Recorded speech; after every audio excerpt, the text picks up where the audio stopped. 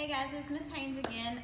Week 2 of the shutdown, so I wanted to touch base with you again today about using a protractor, because that was something we were just starting when we left, and we began talking about angle types. So over here I have the different types of angles that you would see.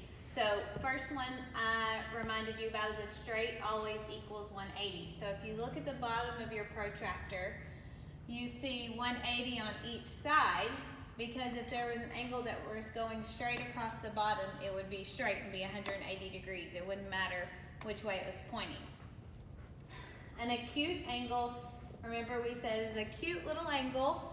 It's always less than 90 degrees. So my example here I have is 67 degrees. That would be an acute angle because 67 is less than 90. The next one, obtuse, is greater than 90 degrees. So my example here is a 143 degree angle. That 143 degrees is greater than 90. So that would be an obtuse angle. And then the last one is the one you're most familiar with. If you can make an L with your hand, it's a right angle and it's always equal to 90. So I wanted to go over some steps for using a protractor. First, you want to identify if the angle is acute, obtuse, right, or straight.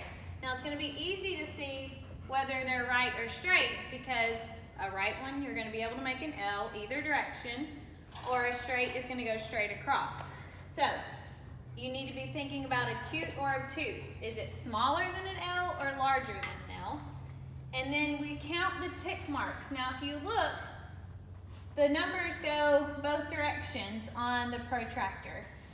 So if we're looking at this blue angle right here,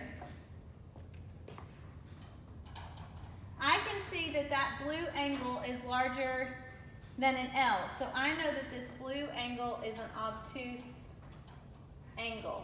So I'm going to be looking for degrees that are larger than 90 degrees. So when I'm counting 10, 20, 30, 40, 50, 60, 70, 80, 90, 100, 110. I know that a good measurement for this angle would be 110 degrees, because it is larger than an L.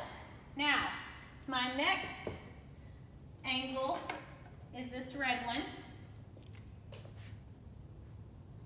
And when I'm checking that, I know that it's smaller than an L, so it would be an acute angle. Now, I'm not going to use these inside numbers this time, because that would go to 150. An acute angle could not be 150 degrees.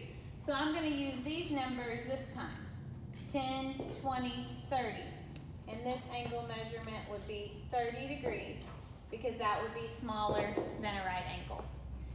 Once again, if you have any questions, feel free to use your OneDrive account to message me, or have your parents message me through Dojo, and keep sending me your stuff. I miss you guys.